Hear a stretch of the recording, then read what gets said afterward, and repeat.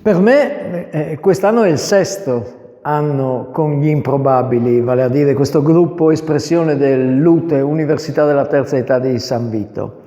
E quindi insomma ormai ci conosciamo bene.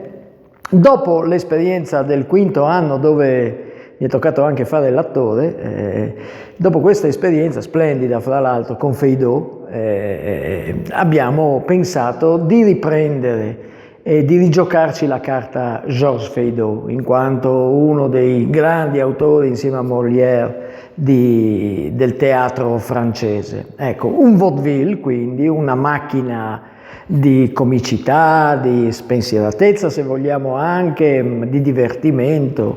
Ecco, Sarto per signora però è un testo molto più complesso della palla al piede dello scorso anno.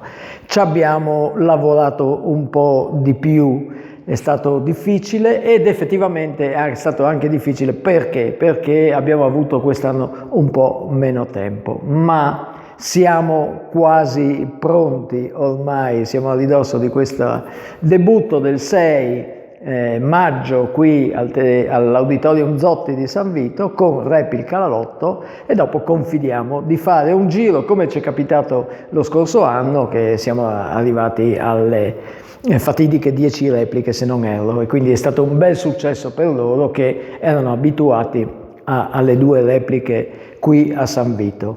Vi invitiamo assolutamente tutti, c'è spazio, ci sono 500 posti a sedere e quindi vi invitiamo tutti a San Vito per Sarto per signora, gli Improbabili con la mia regia che sono Claudio Moretti. Mandi, ciao.